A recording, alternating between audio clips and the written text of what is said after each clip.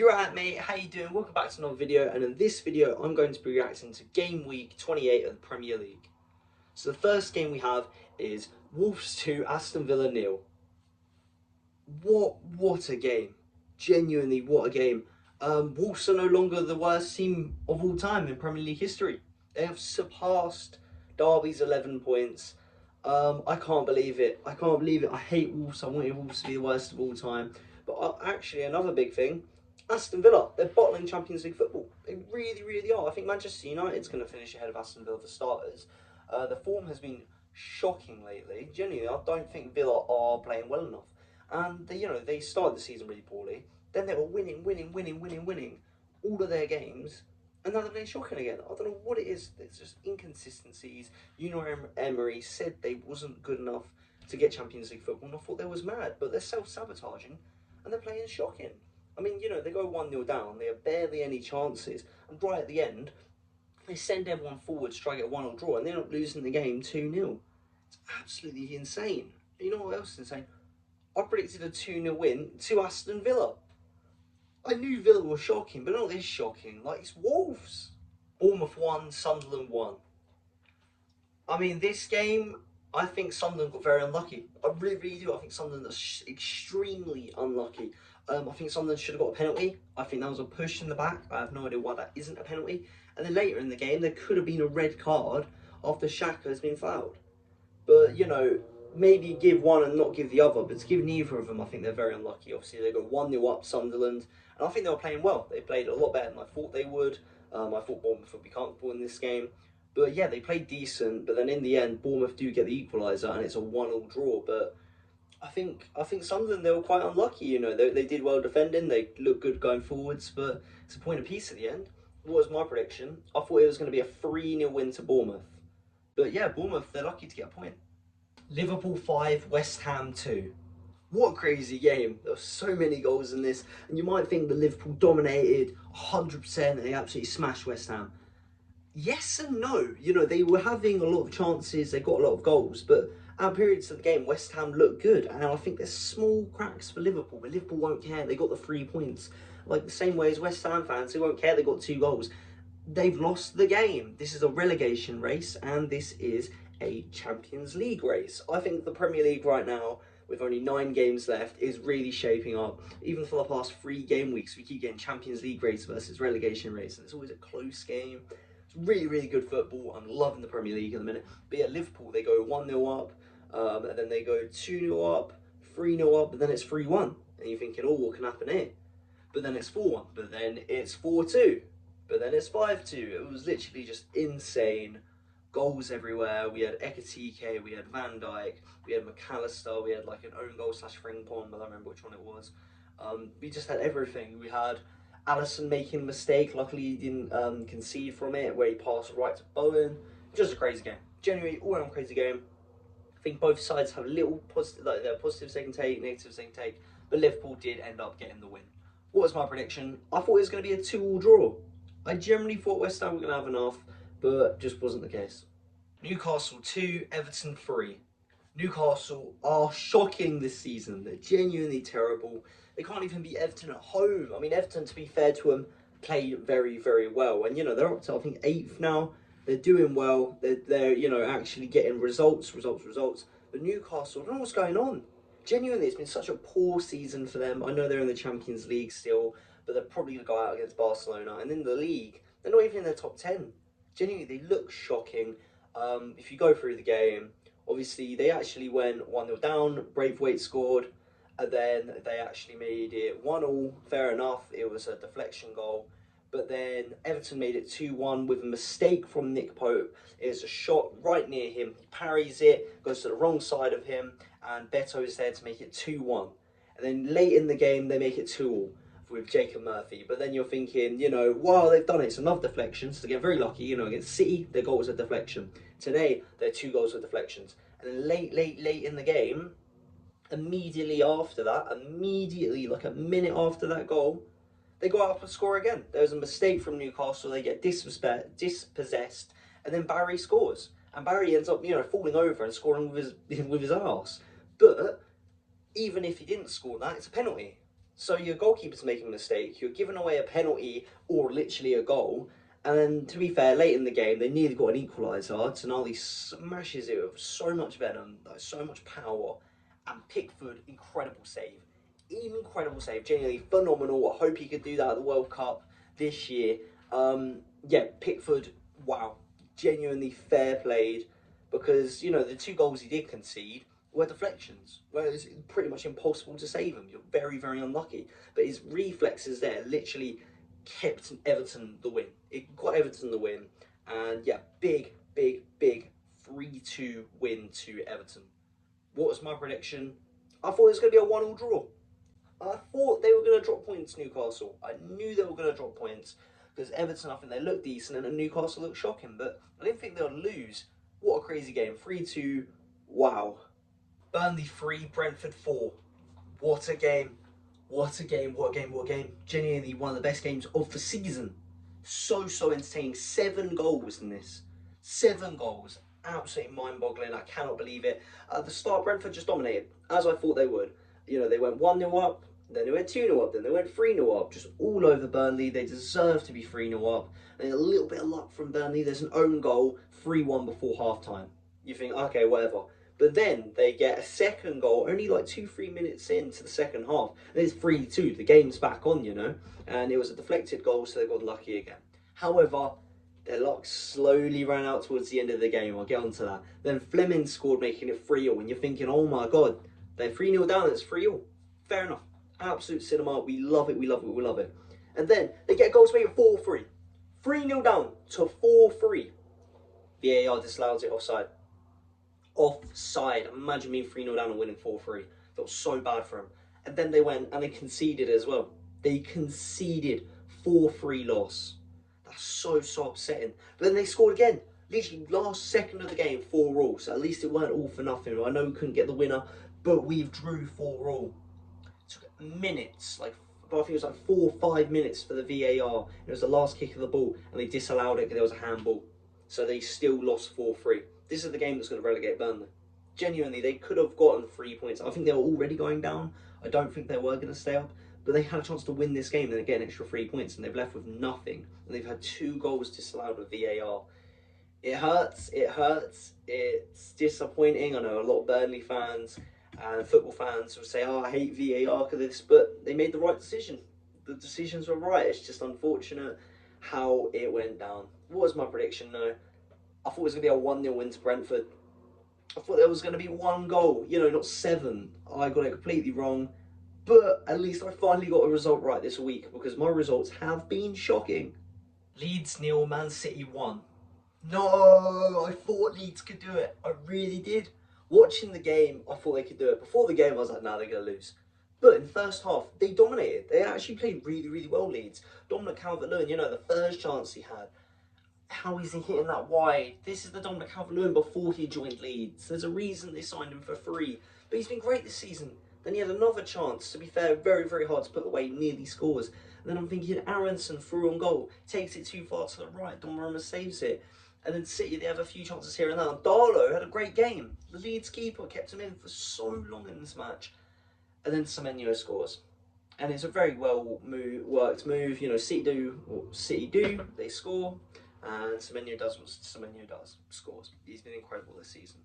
And in the second half, there's chances here and there. Maybe there should have been a penalty for Leeds. There were shouts of it.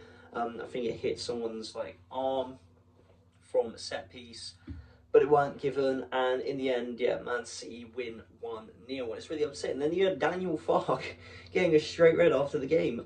Before he even probably came up to the ref, I think the ref probably just has too much of an ego problem. I think that's mad, just straight red. I mean, we don't know what he says, but immediately I'm just thinking, what are you doing? Can't a manager just be like, come on, like have a chat with the ref? Can't the manager be annoyed? It's just ridiculous. But yeah, Man City won 1-0. What was my prediction? I thought it was going to be a 3-0 win to Man City. I knew City would win. Everyone knew City would win, but it's closer than I thought it would be. And, you know, it's a good sign of things to come. They struggled against Newcastle. They struggled against Leeds. They could still drop points in this title race. Brighton 2, Nottingham Forest 1. What a game. Forest are going down. I'm telling you right now, Forest are going down. Surely I think the West Ham's going to stay up, so that leaves a big space for Forest, unless we can see Tottenham go down, which I would love to see. But yeah, Gomez's first goal, let's talk about that. Wow, what a strike. First I thought it was a deflection, but no, just to hit it on like the half volley and swerve it into that bottom corner from that angle, beautiful goal. Like Gomez's goal was beautiful. Then Morgan Gibbs White scores, the captain. He seems to always get one of Forest out of trouble. He will not be at Forest next season. He shouldn't be at Forest this season, but luckily he went to join Spurs and he'll collapse because I would not want to see him at Spurs because I quite like him. I hate when I enjoy watching a player play football and then they join Tottenham. Like I used to like Archie Gray. Not anymore, not anymore. But then, they make it 1-1 and I'm thinking, okay, let's see what Nottingham Forest can do it. They need some points, They're only just above the relegation zone. Then Danny Welbeck with his 11th of the season. I love Danny Welbeck. I love Danny Welbeck. Ex-Arsenal. I love seeing ex-Arsenal players do well. And fair play to him. Genuinely fair played. It's a very nice strike. Hits it on the turn. And yeah, 2-1 to Brighton. And from then, Nottingham Forest didn't have many chances to get back into the game. They had a set piece late in the game, which was headed wide. Apart from that, just not good enough. What was my prediction? I thought it was going to be a 2-1 win to Brighton. Come on, perfect prediction. I can finally try and redeem this game week because it has been a shocking start. Fulham 2, Spurs 1. Come on, Fulham. Spurs getting relegated. I'm telling you, Spurs are getting relegated. West Ham are staying up. We're getting Nottingham Forest staying up. Spurs are going down. I'm so happy. I'm so happy. We get into the game. First goal, Harry Wilson. Spurs fans are going to complain because there's a push on the back of Dragosan. I don't think it's the same type of push on the back as Gabriel, but I can see why you'd say there's an inconsistency there. How the referee has said one thing one game and a different referee has said another thing another game. Welcome to the Premier League. Worst officiating in the world. PGMOL is absolutely shocking. They don't know what they're doing. Either way, 1-0. Let's go. Then they make it 2-0. Iwobi, ex-Arsenal, Alex Iwobi. I'm so happy. That little assist, the 1-2 with Harry Wilson. So Harry Wilson, golden assist, by the way. Great player. Just smashes it into that bottom left corner. Wow, what a strike. I'm so happy. And I'll tell you what, after that, Fulham should have gone 3-0 up. They should have gone 4-0 up. Fulham were dominating Tottenham. Tottenham looked shocking. Tottenham looked like a championship team. They look like a championship team. I'm telling you, they're going to get relegated. They actually are. And I am so happy because they're going to get relegated. They could have made it 3-0 with Emile Smith-Rowe a few times. I'm so upset he couldn't get his goal. And then even Leno couldn't keep his clean sheet. Eventually, Richarlison does score. He is the king of scoring goals that don't matter. King of scoring constellation goals. And then Tottenham still lose. It's the best. But yeah, in the end, Tottenham, they still lose 2-1. There might not be an Emile Smith-Rowe goal. There might not be a Leno clean sheet. But they have 0 points out of this game. Come on, Fulham. What was my prediction? I thought it was going to be a 3-1 win to Fulham. I knew Fulham would get the 3 points. Get in. Manchester United 2, Crystal Palace 1. Manchester United have won again. And they've played decent. I know they didn't start the game the best. And they were struggling for a portion of the match being 1-0 down. However, they've won the game. First, you had Lacroix scoring.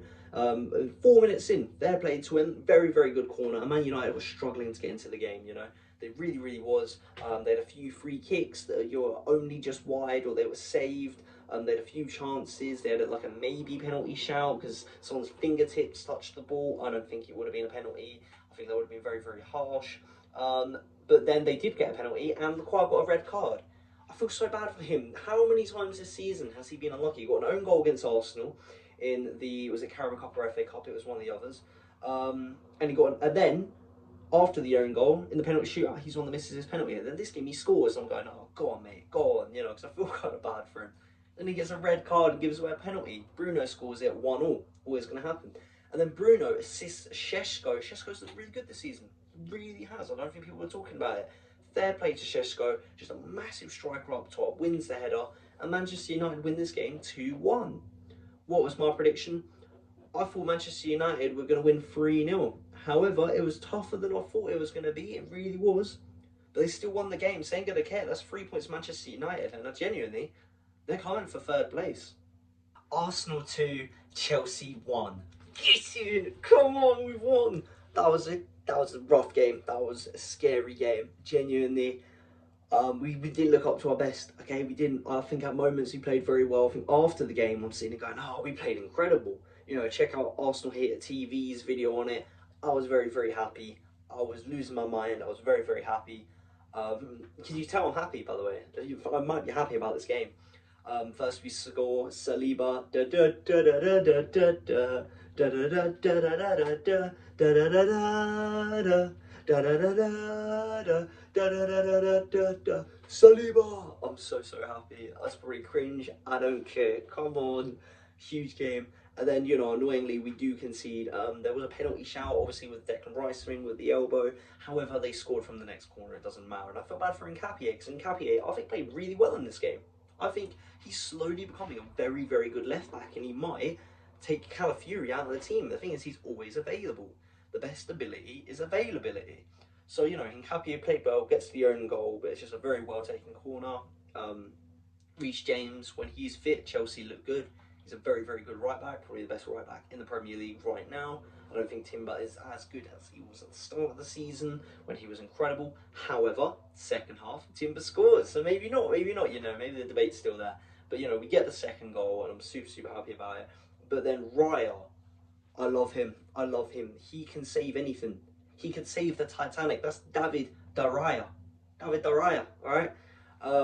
He literally reminds me of De Gea. He played incredible today. I mean, that one from Garnacho where he can't dive in case another player gets onto it and he has to dive the other way. And he gets onto it and it was an incredible save. And then at the end, oh my god, João Pedro goes to score like a bicycle kick, and that save he makes, and then Delap scores the rebound, but it's offside. It's offside, it doesn't matter.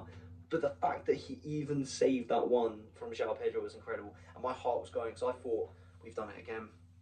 We've drew 2-2, and it was giving me flashbacks of the Wolves game where we can see the last minute equaliser, but it's fine because it didn't count. We won, and now we're 5 points clear. Obviously City have a game in hand, but you can only beat who's in front of you, and that's 2 derbies in a row we've won. This is what I said we needed. I said we needed a derby because all form goes out the window. Now we have 2 wins in a row. It's all about going on and beating Brighton away from home, which could be a very difficult fixture. So as long as we go there and we have to smash them, but I'm a very happy guy. Okay, so how good were my predictions this week? Well, I got 6 out of 10 results right, which I'm very happy about. I want to start by saying I'm very happy because my first 4 predictions were all wrong. And I thought, 4 in a row, 0 correct results. Not even, scoreline, yeah, I got them wrong, but 4 in a row results wrong. I went, this is going to be my worst ever week. But I got 6 results in a row correct. I was very happy. How about my perfect scores though? I only got 1 perfect score. However, this week could have gone a lot worse looking at the first 4 fixtures of the game week. Anyways though, if you did like this video, please like and subscribe, and I'll see you in the next video in a bit, mate.